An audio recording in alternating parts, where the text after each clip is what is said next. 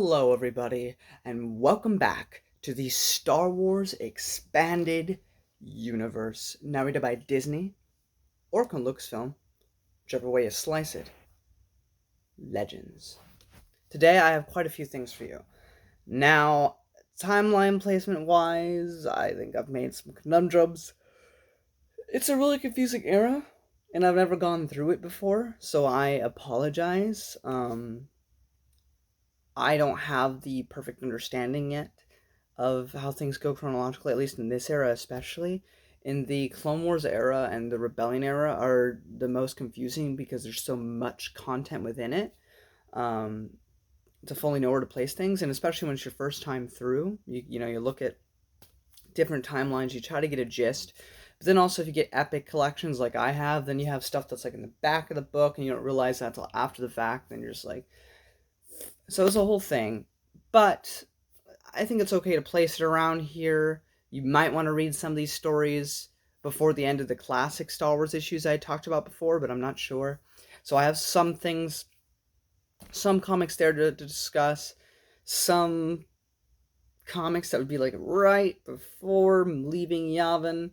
And then I have the final Rebel Force book by Alex Wheeler, but we'll get into that when we get to it.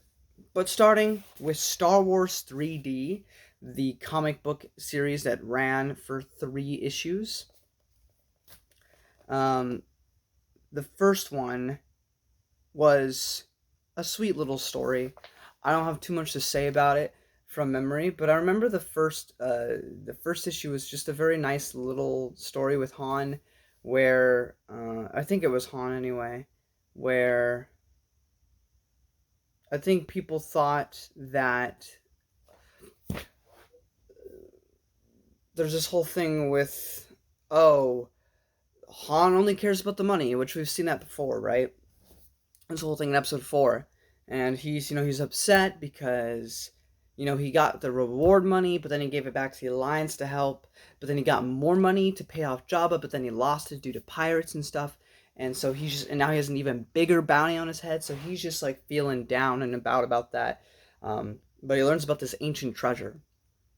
So like Indiana Jones, him and Chewbacca go off to go find that treasure. And Leia's really upset with him because she's like, oh my gosh, he's going to do this just so he can fill his pocket. And he comes back and he's like, look, I got more money for the Alliance. He's like, you didn't really think I was just going to ditch you guys and take the money, did you? I don't know. It was just a very sweet little story. It's nothing much. What I appreciate about this era, because it's very clear by episode 5, even if you want to argue that Han doesn't really care about the Alliance, per se, we know for a fact by the time of episode 5 that he considers even Leia, even though she pisses him off, that Luke and Leia, Chewie, those are his friends, those are his family.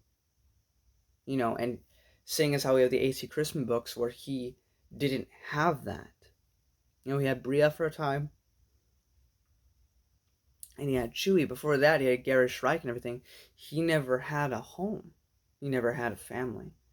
And he finds that with Luke and Leia. And so I just thought that story was just a little tiny comic, but it was sweet.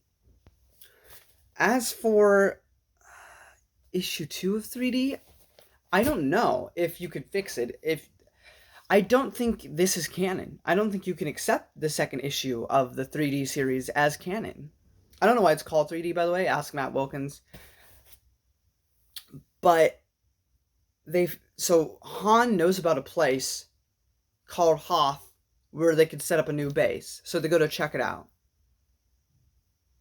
Which, that doesn't work if we're following the classic Star Wars issues, because in the classic Star Wars issues, they act like no one's really heard of Hoth, but Luke is the one that crash lands and finds out about Hoth and tells everyone that this might be a good place to set up a new base away from Yavin. So it just seems too contradictory to have those both exist.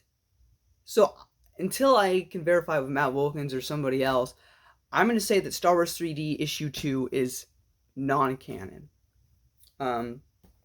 Moving on to Star Wars 3D. I don't know why it's called 3D, but issue 3. This is kind of weird. There's nothing contradictory necessarily about it. It's just okay. Luke and Leia go to this space station, and Vader has these like force traps, like these like weird like little ghost things that are like, oh, we'll teach you, Luke, how to use the force. So use the force, because you know, throughout this whole like 6 months since episode 4, Luke's getting better with the lightsaber. He knows very, very basic stuff of the Force just on his own by kind of figuring things out. But, you know, he definitely wouldn't hold a candle to any actual Force user that knows what they're doing. But against, you know, people that aren't Force users, he's a decent threat. So he, you know, wants to learn more. And he can't meet Yoda till episode 5. And as far as he knows, you know, Obi-Wan is dead. So he gets, like, there's these ghost things like, we'll teach you. And it's Vader trying to teach him the dark side, because that's his son. And he wants him to rule the galaxy as father and son, like he says in episode 5. But Luke is not his father. And he overcomes the darkness, at least in this issue, and says, frick that, I have my friends, that's all I need, they're my power, they're my strength, get out of here with your dark sideness. And you get out. Like I said, it's a decent little thing, but you don't really need it. Moving on, we have the Star Wars Kids comic from Star Wars Kids magazine, I think. Now, I didn't have those magazines. I didn't realize they were collected in the Wild Space omnibus I had. So these most definitely, or at least most of these, take place like on Yavin and stuff. So it'd definitely be earlier, but I didn't find out about them till now, so that's on me and I apologize. Star Wars Rebel Thief. Unless I just confused the story here. I might have said the Star Wars Kids thing for the first issue of Star Wars 3D. They're kind of blending together. I apologize. I think that is the case. What I talked about with Star Wars 3D issue 1 was for Rebel Thief. And I don't know what Star Wars... Oh! I remember. I'm so stupid. Okay. Redact that. So, everything I said about the treasure and stuff with Han Solo... That's in Star Wars Kids Rebel Thief, okay? In Star Wars 3D issue 1, I am so sorry. My mind is so flabbergasted right now because they're all blending together. But in Star Wars 3D issue 1, Han and Luke go back to Tatooine. Right, okay. So Luke will not find peace until he's able to find someone to take care of Uncle Owen and Aunt Beru's farm. And he finds this scary mercenary type who's like, I don't like you. Get away from me, you little loser or whatever. And by the end of the story, he's like, but do you want to find peace or whatever? He's like, I don't need peace. I don't need nothing. But by the end, the guy ends up becoming the farmer to Uncle Owen and Aunt Beru's place, so he can finally find peace and stop being a mercenary, stop killing people, and he can live his life just being a farmer, because he had his farm taken away from him, I think, by the Empire or something. And so that was a cute little story that I got confused with another cute little story in Star Wars Kids, so I apologize. Star Wars 3D issue 1 is the Tatooine farmer story, and Star Wars Kids Rebel Thief is the cute Han moment. I apologize for that. Moving on, we have Star Wars Kids X-Wing Marks the Spot. We meet the X-Wing creator, I think, or one of the creators. It's fine. I don't have too much to say about it. Moving on forward, it's also issues 6 through 10, that whole Marks the Spot issue, and Rebel Thief is issues 1 to 5. Issues 11 to 15 is Imperial Spy. There's an Imperial spy on Yavin, and our heroes must find the truth. It also has that robot from Star Wars Missions that Ryder Wynnum put in, and it's fine. Nothing too crazy about that. Moving on, we have some short stories to discuss. In Adventure Journal number 11, The Most Dangerous Foe, by Angela Phillips. Um, this is basically, I think the rebels are about to leave Yavin, and there's some kids on Yavin for some reason, and there's this guy trying to calm them down, talking about this ancient story of the Jedi from like 4,000 years ago. So during the time of like the Old Republic. And it's just like this Jedi going through a trial. It's a decent little tale, nothing crazy. Moving on, we have Adventure Journal number 15, The Great Herd Ship Heist by Daniel Wallace. So this is a very decent story. We basically have a bunch of thieves that are going to steal this package. And by the end of the story, we find out that this package is a mind control gun made by the Hapens. The Hapens, I think this is the first time we've heard about them chronologically, unless they're mentioned like Darth Plagueis or something, which is definitely a possibility. But we have the Hapen Consortium, which become big players, post episode 6 when we get to courtship of Princess Leia and moving forward. But this is one of the few mentions we have of them in the OT era.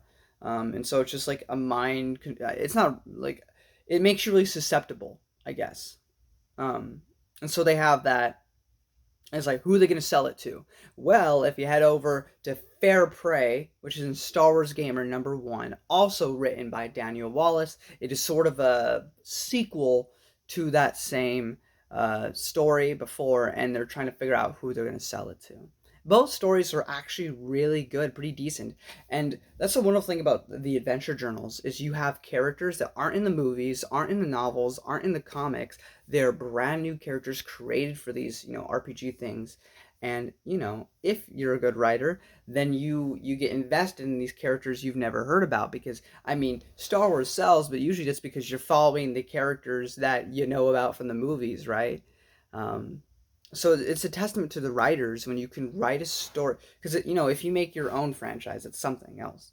But if you make but if you're working in somebody else's framework and now you're creating new characters, you got to make them interesting to get people to hold their attention, right? Because Jedi Apprentice, you got Qui-Gon and Obi-Wan, people are going to read it because it's people from the movies. But then you get a series like The Last of the Jedi, where it's about Ferris Olin, who was in Jedi Quest, to be fair, but it's not from the movies. People are less inclined to read about it, which I don't think the Last Jedi did the best job that they could have with that. But, so when you have characters that aren't in the movies and you still make it compelling, that is something a lot harder to do and to keep people's attention when it's attached to a franchise. Which is why post Return of the Jedi does a lot of great stuff. Because then you have Jason and Jaina, Anakin Solo, and all these new characters that aren't in the movies, but that you fall in love with. Anyway, that being said, I just wanted to say that those two short stories are actually pretty good, and I do recommend them. Are they important to the overall universe of the expanded universe? Like, will you be missing something if you read Courtship of Princess Leia and you haven't read these short stories? Absolutely not. You'll be fine. But they are fun little tales that I do think are worth your time. Then we move to Empire, issues 20 to 22.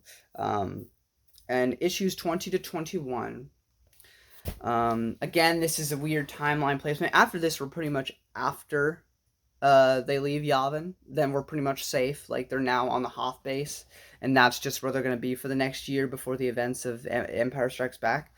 But in here, they're, like, leaving Yavin, but they still haven't found a base, which also doesn't make sense necessarily, which might be kind of contradictory, because in classic Star Wars, if we're putting that before this comic, they've already found out about Hoth.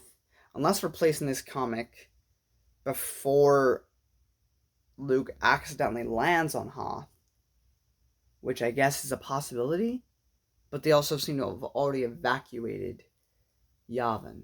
So it's a little confusing. That being said, that's what you get when you have a crammed era like this. It's not necessarily contradictory, it's just hard to find a time placement for this story. That being said, Leia finds, this place in the same sector of Alderaan, I guess. It's like a moon. And there are Alderaanian people living on there. They've been living there for a long time. Like they are residents of Alderaan, but they moved, I don't know, a couple centuries ago because they have like a whole family on there. But it reminded me of. I know a lot of people don't like the Filoni Clone Wars, but it reminded me of the Clovis arc in the Clone Wars where Padme had a boyfriend, which okay, but Leia, she had 18 years before meeting Han and Luke, but um, there's an ex-boyfriend there, and he seems like a genuinely nice guy. He seems like a good person. Um, his brother though is in charge of the moon, and Leia's trying to convince him, hey, can we use this place? Like nobody really knows about this place. Like some people do, but nobody would think that we'd come here to move our base. Could we like maybe use like the forest areas that you guys don't like actively live in as like a hidden base to like survive in, uh, so we can escape from the Empire? And this is a running theme within a lot of the Rebellion era stories. It seems like the brother blames Leia for the Death Star because she's like, well, they used it as a punishment for you, which is unfair. But we've seen this a lot now. We've seen it in the Rebel Force Young Adults series. Um, I don't remember if we saw it in Allegiance, but if we didn't see it in Allegiance, we'll see it in Choices of One. And just a lot of people blaming Leia for the destruction of Alderaan, being like, well, if you weren't a part of the rebellion to begin with, if you were just compliant like you should have been, Alderaan would have never blown up or stuff like that, So, but he's like, I'll consider it, but I don't want to risk my family and everyone being hurt. So I guess Leia and her ex-boyfriend go on like this sightseeing tour of the jungle, but there's a lot of dangerous animals in this jungle, so they end up getting trapped out there. And Leia doesn't have she has the Force, but she doesn't know how to use it. She doesn't know that she has it. So they're surviving through this jungle, except that her ex-boyfriend gets bit by a very poisonous animal, and he does not make it out of that situation. Of course, Leia does. She's in episode 5 and 6, but as she makes it back, her brother, so upset to have lost his family, tells her to get gone. I will not tell the Empire about you, but you are not allowed to move your base here. You're not allowed to be here anymore. I need you to leave. And that's that. Moving on to issue 22 is this weird one-off where we have this blonde girl that looks a lot like Luke for some reason. And she has a crush on Han Solo, but she also has a crush on Luke. But Han Solo's more of a bad boy, so she likes Han Solo more. And she's jealous and envious of Leia because she's so beautiful and regal, but at the same time, she's not that jealous because she notices this sadness in her eyes. I don't know. It's fine. It's just a little story with this like mechanic girl, just showing like a normal person interacting with like the heroes of the movies. And there's a cool part where Han and Chewie go check out this derelict ship, and it's nothing much, but it's like this Counselor class Corellian ship. The Counselor class Corellian ship is the ship that we saw at the beginning of episode 1. That's the ship that Qui-Gon and Obi-Wan are on when they get to the Trade Federation to talk about negotiations. That they're on that ship. So it's a derelict ship that crash landed for some reason, and there's this weird like tentacle monster they have to defeat. Overall, it's a decent little issue. Nothing amazing. I do like throughout all of this era just seeing the friendship and the camaraderie between like Luke and Han and Leia, and despite all their bickering and fighting, they clearly care about each other. And I just like that camaraderie. In fact, I wish during the Clone Wars there was more of that with Anakin and Obi-Wan, because a lot of it felt like them fighting, even in the EU. And I would have loved to see more stories of Anakin and Obi-Wan just simply being buddies, just being the best of friends. Give me a short story where they aren't even fighting, they're in a bar or something, and they're just talking, being pals, because they're supposed to be brothers by episode 3. And, I just would have liked to see them more. Because already, with everything that I've read, with all the comics, all the short stories and everything, I can say that Han, Luke, and Leia are a family, and I feel that already. So I really enjoy that aspect.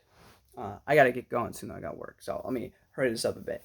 Empire issue 19 is a pretty great one-off um, comic, and if you notice, the art looks very similar because it's written by, I don't remember the guy's name, but it's the same artist that did most of the art for the KOTOR comics. And this is a loose sort of prequel to the Shadows of the Empire novel, simply because, of course, Vader's trying to get information on Luke Skywalker, location. He wants Luke Skywalker. Like, ever since he found out that's his son, he's been on an active warpath trying to find Luke, actively multiple times saying, I don't want him dead, I want him brought to me, because he wants to find his son.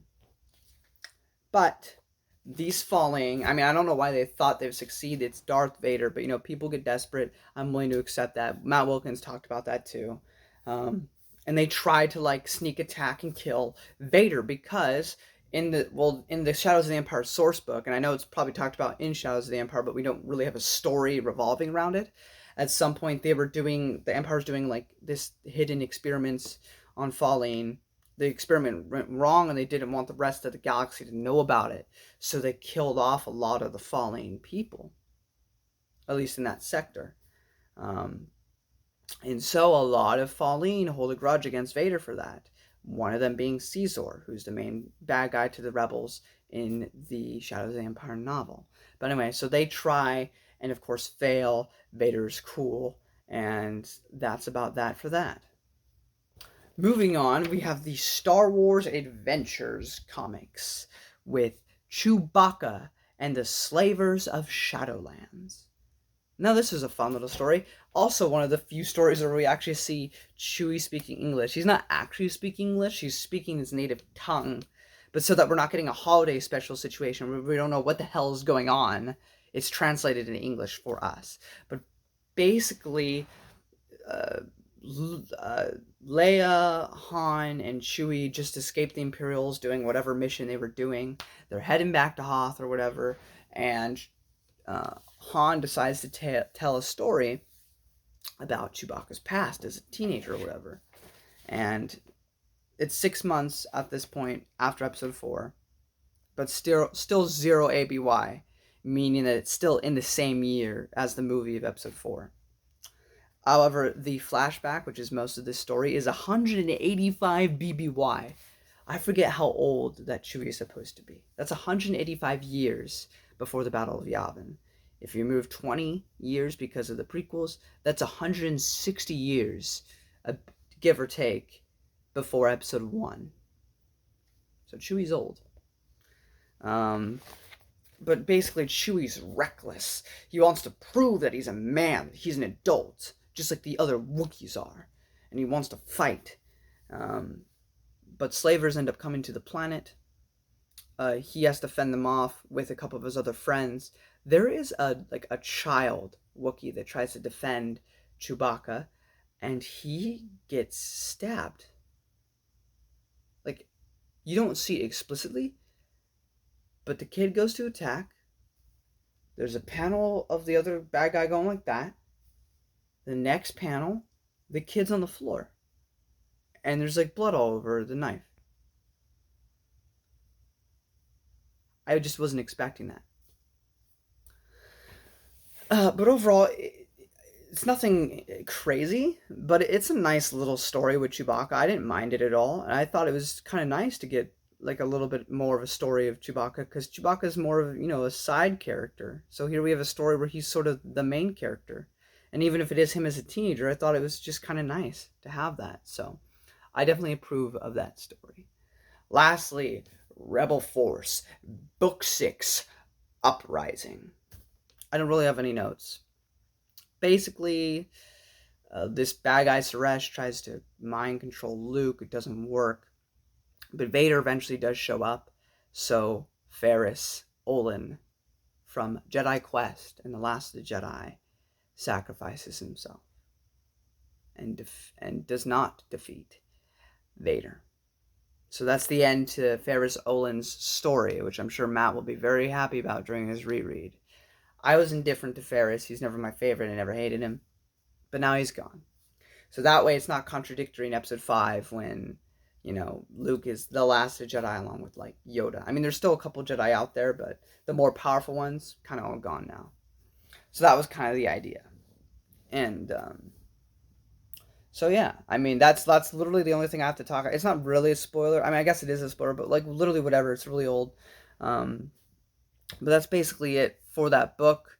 I will say, I do believe with 100% certainty now that Alex Wheeler is just an allogram. That is Jude Watson. Because at the end of the book, the last chapter is a jump forward in time to literally the beginning of episode 5, where as Obi-Wan is manifesting himself as a ghost to tell Luke on Hoth to go to Dagobah, he's thinking about his past, saying how, while he's become content with his role, that he's also still had that regret and that loss over everything with Anakin, and he needed that time. He needed those couple years of Luke fighting in the rebellion to make sure to watch over him from the great beyond, to make sure that he wasn't his father, that he was his own person, and that he could fight the darkness before he gave him directions to Yoda to complete his training.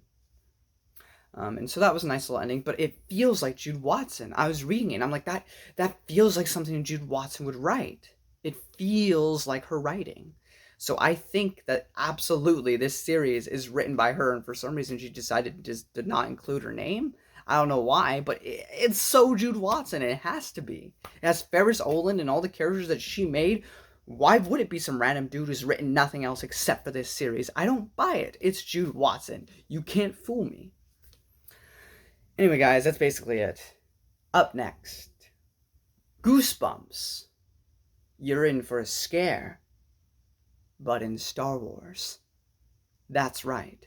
In the next video, I have for you the first 6 books in the Galaxy of Fear series, young adult series, which was basically just supposed to be Goosebumps in Star Wars. So I hope you all join me for that. Until next time, guys, may the Force be with you.